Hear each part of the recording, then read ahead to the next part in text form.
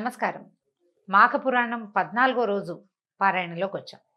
అయితే వశిష్ఠ మహర్షి దిలీప మహారాజుకు చెప్తున్నారనమాట. మాఘ స్నానం చాలా విశేషమైంది. ఎప్పుడెప్పుడు స్నానం చేస్తే ఎలాంటి ఫలితం వస్తుందో చెప్పుకున్నాము. అయితే మాఘమాసంలో పౌర్ణమి నాడు తాకట్టులో ఉన్న బంగారాన్ని విడిపించి ఆ రోజు ఆన్లైన్ రేటుకే మేము కొంటాం. Sharma gold company. సముద్ర స్నానం చేస్తే చాలా విశేషమైన ఫలప్రదం అని చెప్తూ ఈ విశేషాన్ని చెప్తున్నారనమాట. మాఘం స్నానాలకు ప్రసిద్ధి ముందు చెప్పిన సంగతే.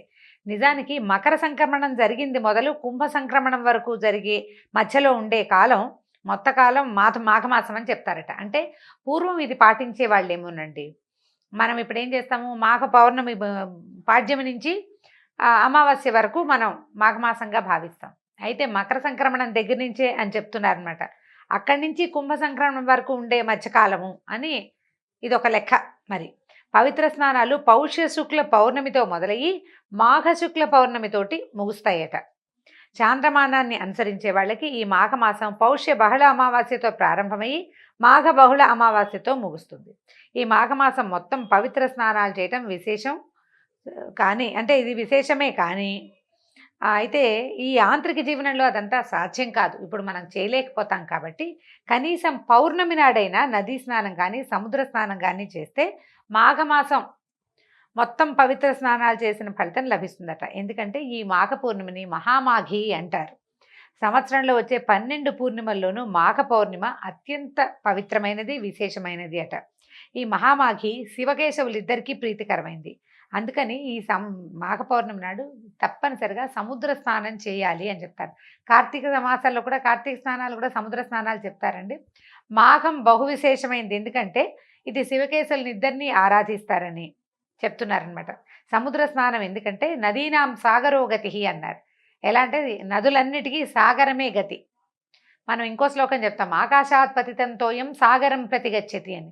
సముద్రం వైపుకి వెళ్తుంది ఆకాశం నుంచి పడిన ప్రతి చినుకు. అట్లా సాగరమే నదులకి గతి.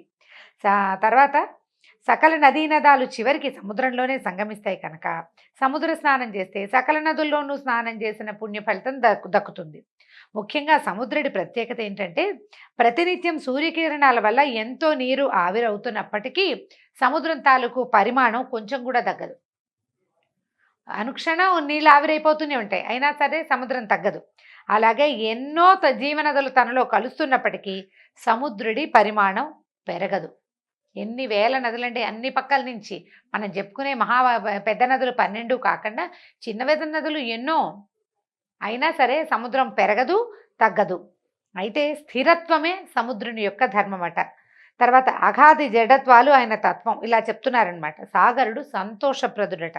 సంవత్సరంలో 4 సార్లు స్నానం చేయాలని, సముద్ర స్నానము అది కూడా ఆషాఢ పూర్ణిమ, కార్తీక పూర్ణిమ, మాఘ పూర్ణిమ మరియు వైశాఖ పూర్ణిమల్లో చేయాలని, అలా సాగర స్నానాలు చేసిన వాళ్ళకి సముద్రుడు సంపూర్ణ ఆరోగ్యాన్ని కలుగజేస్తాడని ఎన్నో పురాణాల్లో చెప్పబడిందట. స్నానం అంటే ఏదో షవర్ బాతు, స్విమ్మింగ్ పూల్లో ఏదో చేయటము, ఇంట్లో ఏదో ఒక 2 చెంబులు నీళ్ళు పోసుకోవటము కాదు. నది తాలూకు ప్రవాహ వేగానికి ఎదురుగా నిలబడి, అది కూడా నడు మునిగేల కంటే నాభి మునిగేదాకా నిలబడి స్నానం చేయాలి. అది కూడా 48 నిమిషాల పాటు స్నానం చేయాలని విధిట. ఒక్కసారి అవకాశం దొరికిన నదిలో నిలబడి మునిగి తల ముంచాల్సిన అవసరమేం లేదు. ఆటలాడటం కాకుండా ఇట్లా నాభి వరకు నీళ్లలో కనుక నిలబడితే ఈ ప్రవాహ వేగం వల్ల వచ్చే కరెంట్స్ అన్నీ శరీరాన్ని శుద్ధి చేస్తాయండి. దానికి ఎంత మంచి మంచి చాలా రకాల విషయాలు చెప్తున్నారు. ఇవన్నీ ఆరోగ్యానికి సంబంధించిందే. ఇప్పుడు మానవుల శరీరం ఎలాగూ ఏమంటారు, పుట్టిన ప్రతి జీవి గిట్టక తప్పదు, గిట్టిన ప్రతివాడు పుడతాడు, బాగానే ఉంది. మనం మరణించక తప్పదు కాబట్టి స్నానం మానేసి అన్నం మానేసి ఉండం. జీవిగా పుట్టినప్పుడు దానికి తగినట్టుగా మనం ప్రయత్నం చేసుకుంటూ వెళ్ళాలి. ఎప్పుడు మన జీవుడికి కాలం పూర్తవుతుందో ఆనాడు వెళ్ళిపోతాం. అప్పటి వరకు మనం చేయవలసిన ప్రతి పని, ప్రతి విధి అన్నీ చేసి తీరవలసింది. అవి సజావుగా చేస్తే ఇహలోకంలో ఇక్కడ జీవితం ప్రశాంతంగా ఉంటుంది. ఆరోగ్యం లేకపోతే ప్రశాంతత లేదు, ఆరోగ్యం వల్ల ఎక్కువ ప్రశాంతత లభిస్తుంది. అందుకని ఈ విధి విధానాలన్నిటిని మనం పాటిస్తూ ఉంటే కనుక ఇబ్బందులు లేకుండా ఉంటాము. ఆరోగ్యము తెచ్చిస్తుంది, పవిత్రత సాధించగలుగుతాము, కొన్ని పాపాలు పోగొట్టుకోగలుగుతాము. దానివల్ల ఏంటంటే తర్వాత జీవితాలు ఇంకా బాగుంటాయని చెప్తారు. సూర్యోదయ కాలం నుంచి అంటే ఇది ఎప్పటి నుంచి చాదస్తం అదని అనుకోకూడదట. సూర్యోదయ కాలం నుంచి సూర్యాస్తమయం వరకు ప్రసరించే సూర్యకిరణాల్లోని విద్యుత్ శక్తిని నదీ జలాలు, సాగర జలాలు తమలో నిక్షిప్తం చేసుకుంటాయి. ఈ స్నానం కూడా ఎప్పుడు చేయమంటున్నారు? సూర్యోదయానికి గంటన్నర ముందు కాలంలో చేస్తే చాలా మంచిదట. ఎందుకంటే ఇది సైన్సే, చాదస్తం ఏం కాదు. నీటిలో విద్యుత్ శక్తి ఉందని మనకు తెలుసు, కరెంట్ ఉంది కదా నీళ్ళలో, మనం అదేగా ఇప్పుడు వాడుకుంటున్నాం. అయితే ఈ సైన్స్ గీన్స్ ఏమీ పుట్టలేదు, మనం కరెంటు తీయటం నేర్చుకోకముందే మన పెద్దవాళ్ళు చెప్పారు.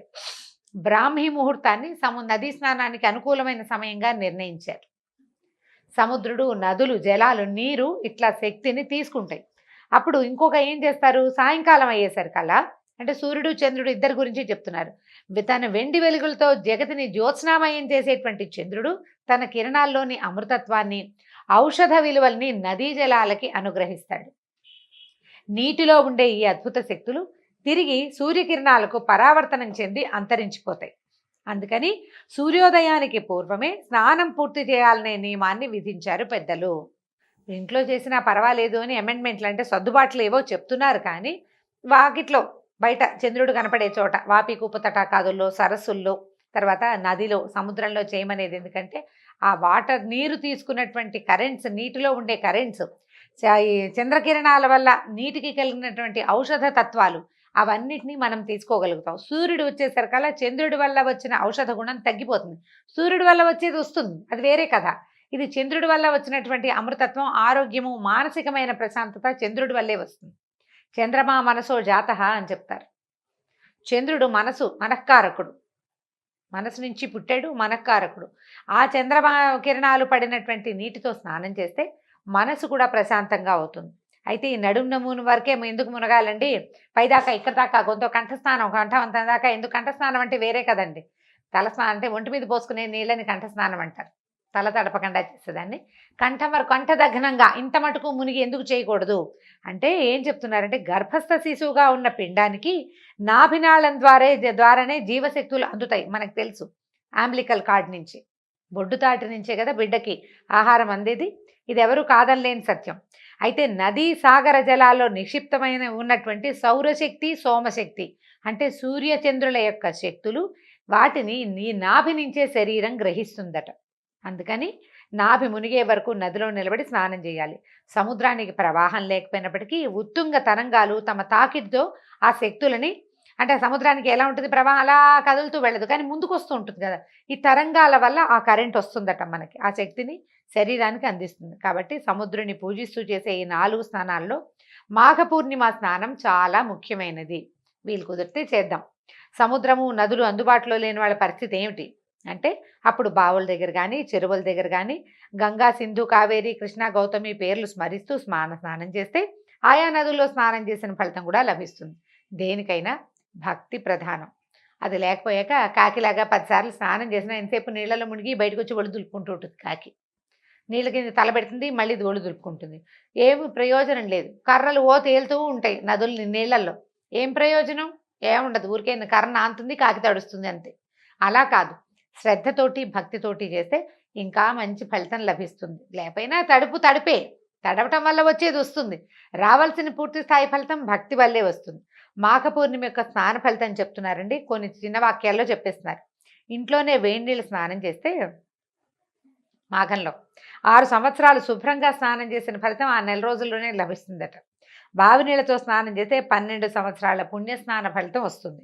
చెరువులో స్నానం చేస్తే 24 సంవత్సరాల పుణ్యస్నాన ఫలితం లభిస్తుంది. సాధారణ నదిలో స్నానం చేస్తే 96 సంవత్సరాల పుణ్యస్నాన ఫలితం లభిస్తుంది.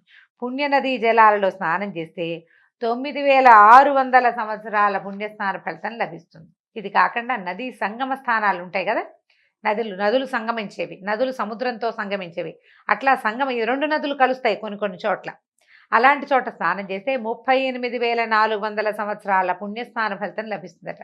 గంగా నదిలో స్నానం చేస్తే 3,84,00,000 సంవత్సరాల పుణ్యస్నాన ఫలితం ఉంటుంది.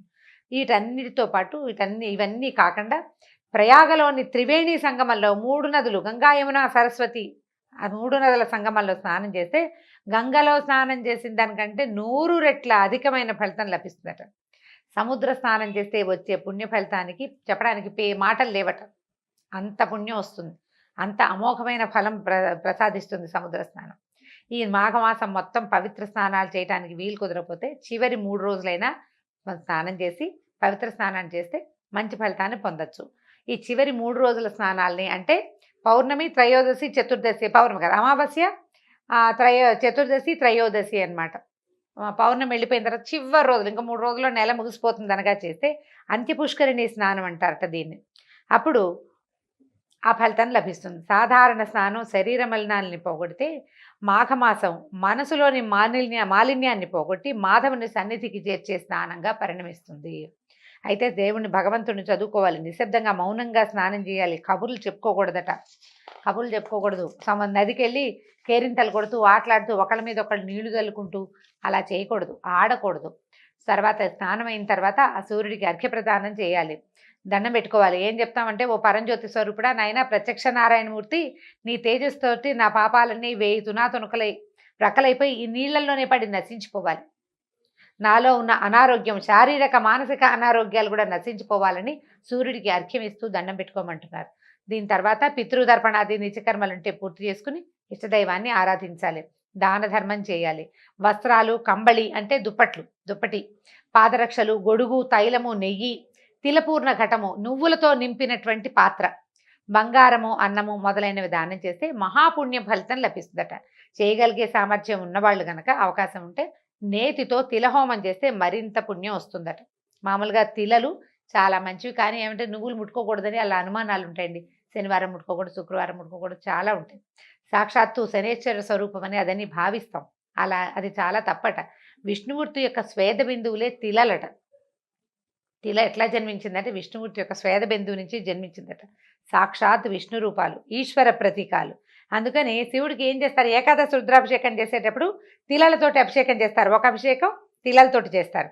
తిలలకు అంత విశిష్టమైన స్థానం ఉంది. అయితే ఈ మాఘమాసాలు ఏం చెప్తారంటే, ఈ నెల రోజులు 1 వంతు చక్కెర, 3 వంతులు తిలలు అంటే 3 స్పూన్లు నువ్వులు కనుక వేస్తే కాస్త వేయించి ఓ స్పూన్ పంచదార వేసి దాన్ని కొద్దిగా గ్రైండ్ చేసి నువ్వుల పొడి అది ఎవరికైనా పెట్టడం, అది ప్రసాదంగా పనిచేస్తుంది అనమాట. విష్ణుమూర్తికి నివేదన చేయటము, ఆ తర్వాత ప్రసాదంగా పంచిపెట్టమంటున్నారు.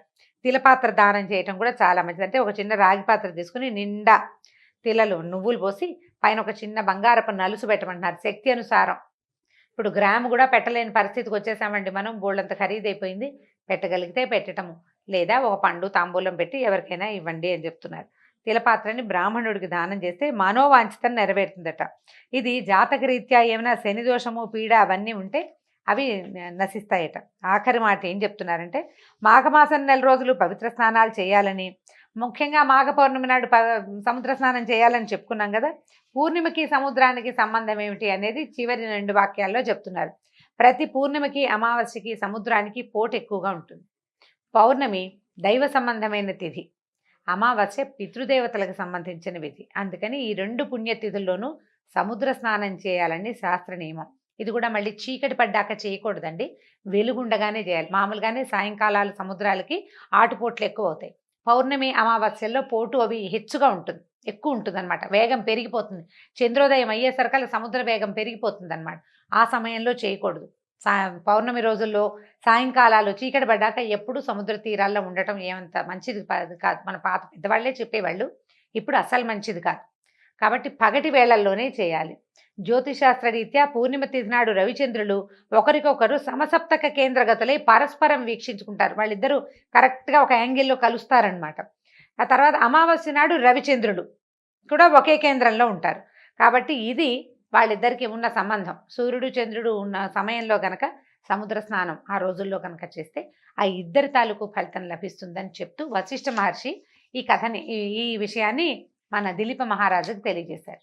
ఈ సందర్భంలో ఈ గంగా స్నానము, సముద్ర స్నానము లేదా గంగా సముద్రంలో కలిసే చోట స్నానం చేయటం ఫలితాన్ని గురించి చెప్తూ వశిష్ఠ మహర్షి ఒక విశేషమైన కథని దిలీప మహారాజుకు తెలియజేస్తున్నారు. అది ఏమిటట కథ? పూర్వము గృత్స్నమధుడు అనే మహర్షి జన్హు మహర్షి వీళ్ళిద్దరూ కలిసి మాట్లాడుకుంటున్నారట. మాఘమాస వ్రతం చేయటం వల్ల మనుషులకి జ్ఞానము, మోక్షము కలుగుతుందా అని అడిగితే కనుక జన్హు మహర్షి ఏం చెప్పారంటే, పూర్వం మాఘమాస వ్రతం ఆచరించడం వల్ల ప్రాణికి ఇహలోక పరలోక సుఖాలు కలుగుతాయి, వాళ్ళ కష్టాలు తీరుతాయి అని చెప్పి ఇలా చెప్పేవాళ్ళు పెద్దలు. అయితే సంతుష్టుడైన మానవుడు ఇంకా హరికి ప్రీతికరమైన వ్రతాలను కూడా చేసి జ్ఞాని అయి సత్కర్మల్ని ఆచరించి ముక్తిని పొందుతాడు. మనం పెద్దవాళ్ళు చెప్తారు, మనం అది తెలుసుకుని ఏం చేస్తాము, పెద్దవాళ్ళు చెప్పారు కదా ఏదో ఎన్నో కొన్ని ఆచరిస్తూ ఉంటాం కదా. అలా ఆచరించినటువంటి ఒక బ్రాహ్మణుని కథ చెప్తాను చూడమన్నాడు. ఏంటట, పూర్వం గంగా తీరంలో ఒక బ్రాహ్మడు ఉండేవాట. ఆయన వేదాంగాలు చదువుకున్నాడు. ఉత్తమశీలుడు, ఆచారవంతుడు, బహుబుద్ధిమంతుడు. నీతి, దయ, జ్ఞానము, ఇంద్రియ జయము అన్నీ ఉన్నాయి ఆయనకి. ఈయనకి చక్కగా ఉత్తమురాలైన ఒక భార్యమణి కూడా ఉంది. కానీ సంతానం లేదు చాలా సంవత్సరాల కాలం పాటు. అయ్యేసరికల్లా ఏ లోటు లేదు, కానీ ఇక పిల్లలు లేకపోతే ఎట్లాగా. అందుకని ఏం చేశారంటే, గుణవంతుడైన ఒక్క పుత్రుడు కలిగినా చాలు, మనకు పిల్లలు కలగలేదని ఆవిడ చాలా విచారపడుతూ ఉండేట. మన వంశం ముందుకెళ్ళదా అని ఆయన దిగులు పడేవాడు. ఇక నేను అమ్మ అని పిలిపించుకోలేనా అని తల్లి బాధపడుతుండేది, ఆవిడ కూడా, ఆయన భార్య కూడా. అయితే ఏమనుకున్నారంటే, ఒకళ్ళతో ఒకళ్ళు మాట్లాడుకుంటూ ఆవిడంది, ఎవరైనా పెద్దవాళ్ళని అడుగుదాము, సంతానం కలగటానికి ఏదైనా ఒక సలహా తీసుకుని చేస్తే బాగుంటుంది అనేసరికల్లా, సరే బాగా ఆలోచించుకుని వీళ్ళు ఏం చేశారంటే, శ్రీమన్నారాయణమూర్తిని గురించి తపస్సు చేద్దామని భావించారు. పూర్వము మృకండ మహర్షి విష్ణుమూర్తిని అంటే ప్రార్థన చేసే కదా సంతానాన్ని పొందాడు. సంతానాన్ని ఎట్లా పొందాడు, విష్ణుమూర్తిని కాబట్టి ప్రార్థన చేశాడు. ఆయన ప్రార్థనకే ఆయనకి సంతానం కలిగింది. తర్వాత ఆ పిల్లవాడు మార్కండేయుడు అయ్యాడు, చిరంజీవి అయిపోయాడు కదా. కాబట్టి ఈ అవకాశాన్ని చూసుకుని మనం కూడా ఏదైనా తపస్సు చేద్దామని భావించారట. బ్రాహ్మడు అష్టాక్షరి జపం చేస్తూ విష్ణుమూర్తిని మనసులోనే నిలుపుకుని తీవ్రమైన తపస్సు చేశాడు. కొంతకాలానికి స్వామి ప్రత్యక్షమయ్యాట. చక్కగా వనమాలను ధరించి, శంఖచక్రాదులు ధరించి, మెడలో వనమాల, శంఖచక్రాలు ధరించి చతుర్భుజుడైన మహావిష్ణువు ఇతని ముందు ప్రత్యక్షమయ్యాట. ఈయన ఎలా ఉన్నాడంటే, మకర కుండలాలతోటి ధగధగాయమానంగా ఉన్నాడు. మా స్వామి మహాసౌందర్యవంతంగా ఉన్నాడు. అయితే లక్ష్మీ సమేతుడై గరుడారూఢుడై ఇక్కడికి వచ్చాడట. వచ్చినా సరే ఆయన తపస్సులో మునిగిపోయాడు. విష్ణుమూర్తి వచ్చి నుంచున్నా ఒళ్ళు తెలియటలేదు ఆయనకి. అప్పుడు ఆయన నవ్వుతూ, విప్రా, నేను నీకు వరాన్ని వేయడానికి వచ్చాను, లేచి కళ్ళు తెరువు, నీకేం వరం కావాలో కోరుకోమన్నాడు. అప్పుడు ఈయన, అయ్యా నాకు ఒళ్ళు తెలియటం లేదు అని చెప్పాడనమాట. అప్పుడు భగవంతుడు ఏమనుకున్నాడంటే, నా కోసం తపస్సు చేశాడు, నేను రాగానే రెడీగా వరం అడిగేసేయాలి, అది కావాలి ఇది కావాలని అడగాలి. అయినా కూడా నిశ్చల చిత్తుడుగా ఉన్నాడు. భగవంతుడి దర్శనం అయినా కూడా ఇంకా ధ్యానంలోనే మునిగి ఉన్న ఈ బ్రాహ్మడికి అతను ఏది అనుకుంటే అది ఆ కోరిక తీర్చాలని భావించాడట. భావించి అతన్ని మనసు మరిలేటట్టుగా చేశాడనమాట. మనసు మరిలిపోయేటట్టుగా అతన్ని మాయలోంచి బయటపడేశాడు. ఈ భగవంతుడిని సాక్షాత్కరించినటువంటి విష్ణుమూర్తిని చూసేసరికి ఆ బ్రాహ్మణుడు ఎన్నో స్తోత్రాలు చేశాడు, ఎన్ని శ్లోకాలో చేశాడు, ప్రదక్షిణాలు చేశాడు, ప్రదక్షిణ నమస్కారం చేశాడు, పాదాలు పట్టి వదల్లేదు. స్వామి, ఇంత సులువుగా ప్రత్యక్షం అవుతావని అనుకోలేదు అని చాలా పరిపరి విధాలా ప్రార్థించాడు.